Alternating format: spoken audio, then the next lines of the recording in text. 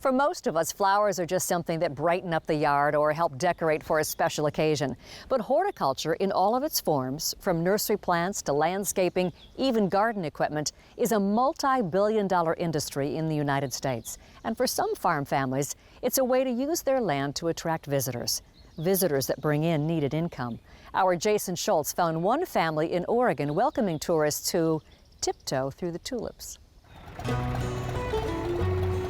It's early morning in Oregon's Willamette Valley, and the irony of Ross Iverson's first morning chore of the day is not lost on him.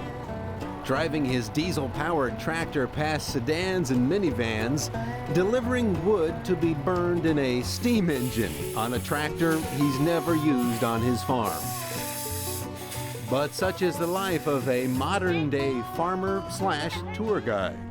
You have to broaden it out. You just don't make it on the farm crops. That's just about the situation now. It'll take a couple of hours for the boiler to heat up enough to power this tractor. In the meantime, people start arriving to take in the tulips in this beautiful valley.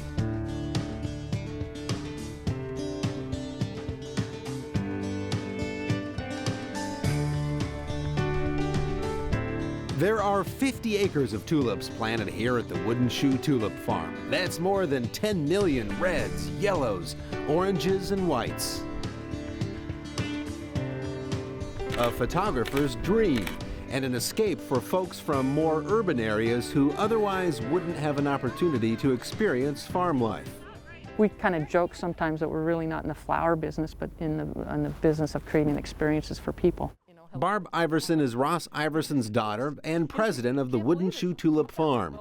It's a family operation with her sister-in-law in the gift shop, her brother outside carving up wooden shoes, her nephew helping out with farm operations.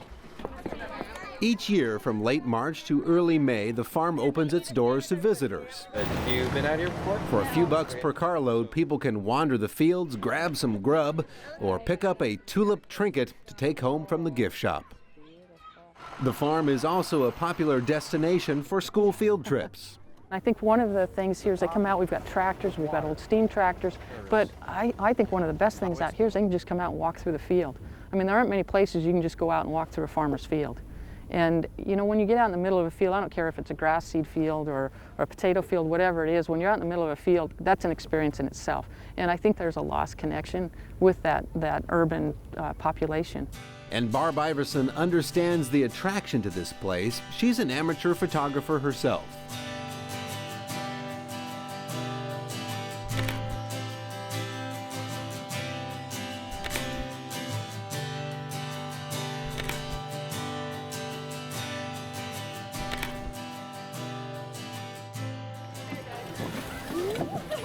More and more farms and ranches across the U.S. are opening their doors to visitors. This type of thing even has a name. It's called agritourism. Although visitors don't explore the other working parts of this 2,000-acre farm where they grow grass, wheat, and vegetables, they do spend some time with Ross, who started this farm back in 1950. He's officially retired, but you'll find him working over here pretty much every day. I was running the trolley the other day, and a man sitting next to me, "Do you need help with your money? Look at all the money you're making here." And I said, "You know, if I was running it, you wouldn't be here. I wouldn't let anyone on the place. I'd pick all the flowers. I wouldn't leave any for you people to look at." And he kind of looked at me, didn't know what to say, but. Nope, don't believe him. Don't believe him. He enjoys it. Whatever he says, he enjoys it. You know, he wanders through and he always talks to people. And you know, we have the tram ride to the field. He jumps on that and he'll drive back and forth just to visit with people. I mean, he really enjoys it. After growing tulips for sale on the bulb market for several years, in 1985 they decided to open their doors to the public. Now they'll get upwards of 200,000 people visiting on a good year.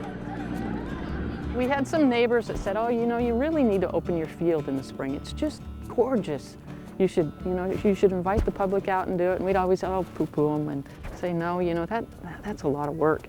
And so one year, Easter was going to fall right perfect. We were going to be in full bloom. We thought, you know, why don't we?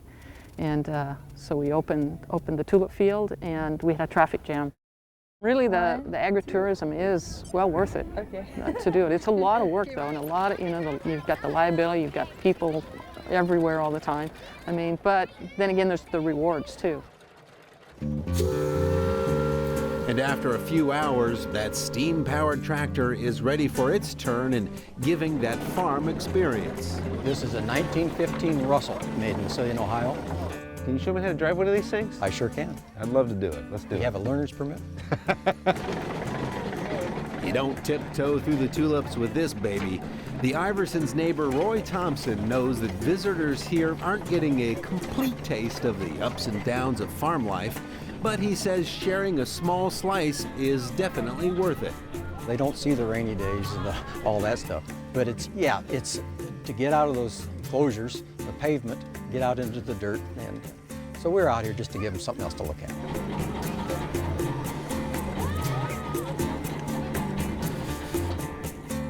Yeah, you can grow a great crop, but there's also another reward that you get in farming, and there's a satisfaction that maybe you've made other people's lives a little bit better.